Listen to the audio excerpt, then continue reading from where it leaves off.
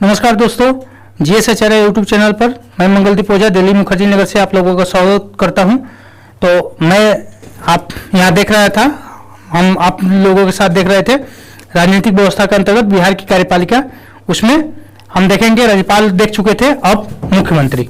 आइए देखते हैं मुख्यमंत्री। इस टॉपिक के अंतर्गत हमें निम्न बिंदुओं को जानना है।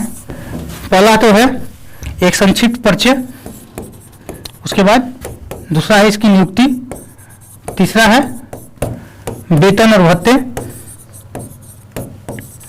अगला है कार्यकाल, उसके बाद है शक्तियां या कार्य,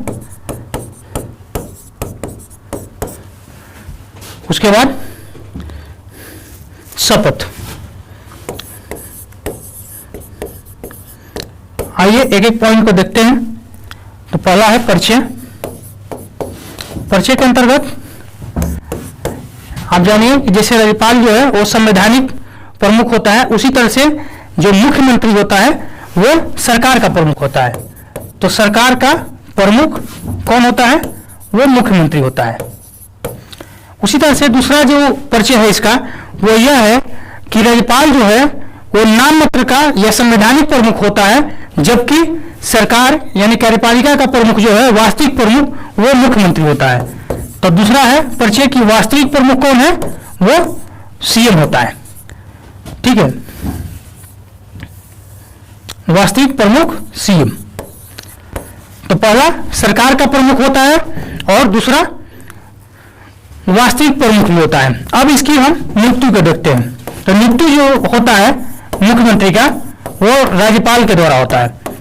ठीक है, और एक कंडीशन इसमें है कि जिस दल को विधानसभा में बहुमत प्राप्त होता है, उस बहुमत प्राप्त दल के नेता को ही राज्यपाल मुख्यमंत्री चुन सकता है या नियुक्त कर सकता है। यह नहीं है कि राज्यपाल किसी को भी मुख्यमंत्री बना दे।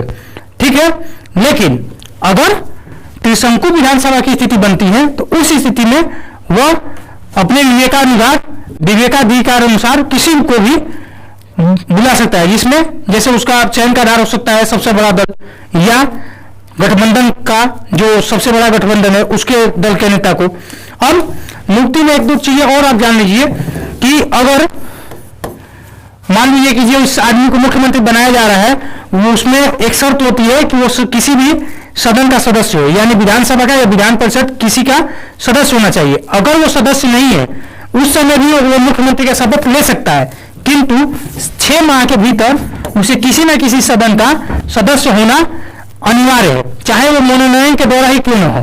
क्योंकि विधान परिषद में जैसा कि आप पढ़े हैं कि 1/6 भाग राज्यपाल के द्वारा मनोनयन किया जाता है।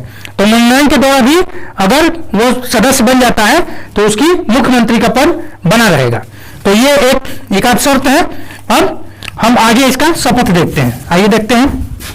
तो मुख्यमंत्री का शपथ राज्यपाल के द्वारा दिलवाया जाता है। राज्यपाल इसका शपथ दिलवाता है। अब देखते हैं इसका कार्यकाल। कार्यकाल जो है इसका वो निश्चित नहीं है। मुख्यमंत्री का कार्यकाल निश्चित नहीं है। सिर्फ इतना आप जानिए कि विधानसभा में जब तक उसको विश्वास मत हासिल है, यानी विधानसभा में अगर उसका बहुमत प्राप्त है, तब तक वो मुख्यमंत्री के पद पे बना रह सकता है। ठीक है, अब हम देखेंगे इसका वेतन और भत्ते। वेतन और भत्ते में इसको आप जानिए, इसका वेतन और भत्तों का निर्धारण विधानमंडल द्वारा कानून बना के किया जाता है कि मुख्यमंत्री को क्या क्या सुविधाएं प्राप्त होंगी। ठीक है, अब इसके हम कार्य एवं शक्तियों के बारे में जानेंगे। आइए देखते हैं इसकी कार्य एवं शक्ति। कार्य एवं शक्ति, तो कार्य एवं शक्तियों के बारे में एक एक करके देखते हैं। तो पहला तो यह है कि यह मंत्रिमंडल का अध्यक्षता करता है, यानी मंत्रिमंडल की अध्यक्षता करता है। और दूसरा यह है कि यह मंत्रियों के बीच विभागों का बंटवारा करता है। मंत्रियों के बीच विभागों का बंटवारा करता है। ठीक है, उसके बाद कुछ और भी इसके कार्य हैं, जैसे मंत्री को नियुक्ति हेतु राज्यपाल को सिफारिश भेजना, तो इसके सिफारिश पर मंत्रियों की नियुक्ति होती है। उसके बाद यह मंत्री से त्याग पत्र भी मांग सकता है, क्योंकि मंत्री इसके ही मर्माहत होते हैं। तो त्याग पत्र मंत्री से मांग सकता है या राज्यपाल से करके उनको बर्खास्त करवा सकता है। ठीक है, तो यह कुछ इसके मंत्रिमंडल के संदर्भ में शक्ति रहे। अब हम राज्यपाल के संदर्भ में इसकी शक्तियों का आकलन करेंगे। तो राज्यपाल के और संदर्भ में इसकी जो शक्तियां हैं वो है कि यह राज्यपाल और मंत्री परिषद के बीच संवाद की कड़ी होता है, यानी दोनों के बीच संवाद की कड़ी के रूप में कौन होता है? मुख्यमंत्री। राज्यपाल जो ऐसा आदेश करते हैं मंत्री परिषद के लिए, वो आके मंत्री परिषद में चर्चा करना और मंत्री परिषद जो निर्णय लेती है उसकी सूचना राज्यपाल को देना, यह मुख्यमंत्री का दायित्व होता है, या इसे कह सकते हैं कि कार्य है। अब एक और है कि महत्वपूर्ण जो अधिकारी होते हैं राज्य सरकार के, उनकी नियुक्ति में राज्यपाल को परामर्श देता है। कौन? मुख्यमंत्री। तो महत्वपूर्ण अधिकारियों की जो नियुक्ति होती है उसमें वो राज्यपाल को परामर्श देता है। आगे हम अब विधानमंडल के संबंध में इसके शक्तियों को देखेंगे। तो विधानमंडल के संबंध में इसकी शक्तियां यह है कि यह सदन का नेता होता है, इस कारण सरकार की नीतियों की घोषणा सभा पटल पे यह करता है। तो सरकार की नीतियों की घोषणा, सरकार की नीतियों की घोषणा विधानमंडल में मुख्यमंत्री करता है। उसके बाद यह राज्यपाल को विधानसभा विघटित करने का भी सिफारिश कर सकता है।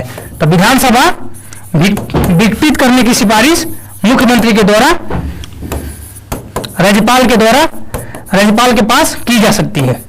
मुख्यमंत्री के द्वारा विधानसभा को विघटित करने की सिफारिश राज्यपाल के पास मुख्यमंत्री के द्वारा की जाती है। ठीक है, अब एक और इसके विधानमंडल के संबंध में शक्ति है कि सत्र बुलाने, सत्र को आहूत करने, विधानमंडल का सत्र को आहूत करने और सत्रावसान करने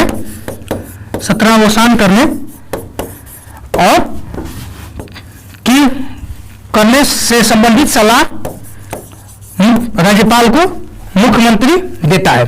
तो विधानमंडल से संबंधित इसके यह कुछ पावर है कि उसे सत्र बुलाने हेतु या उसका सत्रावसान करने हेतु मुख्यमंत्री राज्यपाल को सलाह देता है, विधानसभा को विघटन करने हेतु सलाह देता है, और सरकार की नीतियों की घोषणा विधानमंडल में मुख्यमंत्री के द्वारा की जाती है। आइए अब कुछ और शक्तियों के बारे में जानते हैं। तो और शक्तियों के अंतर्गत इसका प्रमुख जो है वो है कि यह राज्य योजना बोर्ड का सदस्य होता है। राज्य योजना बोर्ड का अध्यक्ष होता है। राज्य योजना बोर्ड का अध्यक्ष होता है। राज्य योजना बोर्ड यानी राज्य के विकास के लिए जो रोड मैप बनाया जाता है उसकी प्रमुख संस्था, उसका यह अध्यक्ष होता है। दूसरा, यह क्षेत्रीय परिषद जो होती है, ठीक है, उसका क्रमवार कभी उपाध्यक्ष भी बनता है और सदस्य तो कंटिन्यू रहता ही है। तो क्रमवार उपाध्यक्ष बनता है और कंटिन्यू में सदस्य होता है। ठीक है, क्षेत्रीय परिषद का, और क्षेत्रीय परिषद का जो अध्यक्ष होता है वो भारत सरकार का गृह मंत्री होता है। और दूसरा, यह अंतर राज्यीय परिषद और राष्ट्रीय विकास परिषद का सदस्य होता है। राष्ट्रीय विकास परिषद का सदस्य होता है मुख्यमंत्री। इन दोनों संस्थाओं का अध्यक्ष जो होता है वो प्रधानमंत्री होता है। उसके बाद यह एक और अदर शक्ति रखता है कि आपात कोई सिचुएशन आती है राज्य में तो उसका मुख्य प्रबंधक होता है, मुख्य प्रबंधक। ठीक है, और एक और अदर शक्ति यह रखता है कि नीति आयोग जो वर्तमान में योजना बनाने हेतु राष्ट्रीय स्तर पर प्रमुख संस्था है, उसका गवर्निंग काउंसिल जो शासकीय परिषद है उसमें यह सदस्य होता है। तो यह इसके कुछ अदर शक्ति है। तो इस प्रकार यह जो है मुख्यमंत्री की शक्तियां आ रही, इससे क्वेश्चन बनाए जा सकते हैं। आप इस वीडियो को बार बार देखें। अगर आपके कुछ सुझाव है तो सादर आमंत्रित हैं, आप हमें कमेंट बॉक्स में अपना सुझाव भेज सकते हैं और किस तरह से इसको इम्प्रूव किया जाए हम आपके सुझावों पर कार्य करेंगे। और हमारे चैनल को देखने के लिए आपका धन्यवाद। हमारे चैनल को लाइक करें, सब्सक्राइब करें, शेयर करें। धन्यवाद।